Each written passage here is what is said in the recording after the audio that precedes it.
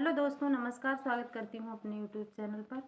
और आज हम आप लोगों के लिए एक नाच गीत लाए हूँ। गीत हमारी कैसी है कमेंट करके लिखना दोस्तों। चैनल को शेयर सब्सक्राइब कर दीजिए, लाइक भी कर दीजिएगा।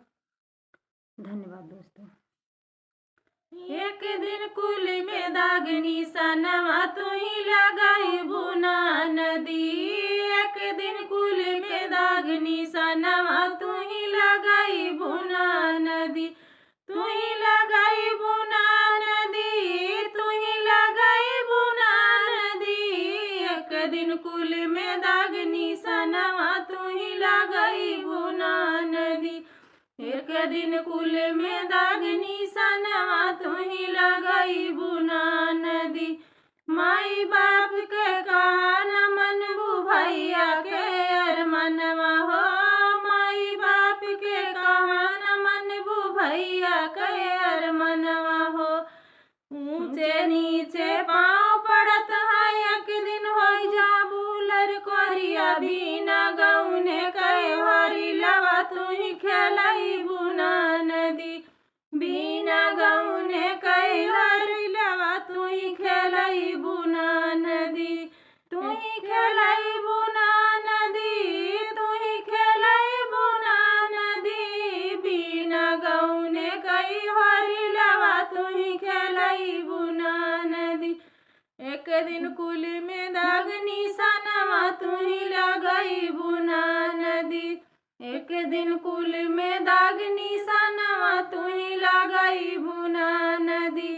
ठाकुर लगाऊ बुना नदी, तू ही लगाई बुना नदी।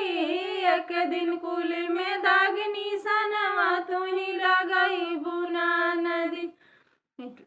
ठाकुर बाबन से अकड़ के चलबू, एक दिन लई है दौना निसार। ठाकुर बाबन से अकड़ के चलबू दौना, एक दिन लई है निसार।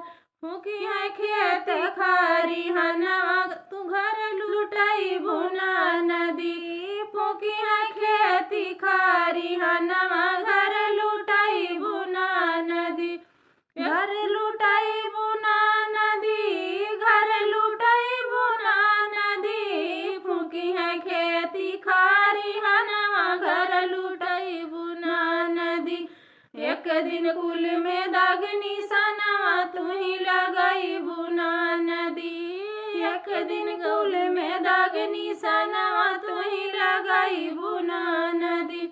तू ही लगाई बुना नदी, तू ही लगाई बुना नदी। एक दिन कुल में दागनी सनवा तू ही लगाई बुना नदी। जब तो रहलू बारी लारी कहा, अब तो भई सयानी हो। जब तो रहलू बारी लारी कहा, अब तो भई सयानी हो। गुंडा चढ़ी है तोरी डगरिया जुलुम मचाई बुना नदी। गुंडा चढ़ी है तोरी डगरिया जुलुम मचाई बुना नदी।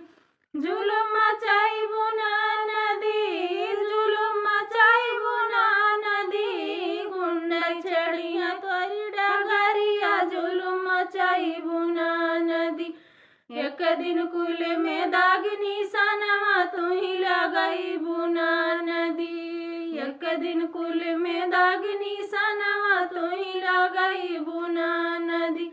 तू ही लगाई बुना नदी, तू ही लगाई बुना नदी। एक दिन कुल में दागनी सनवा तू ही लगाई बुना नदी। एक दिन कुल में दागनी सनवा तू ही लगाई बुना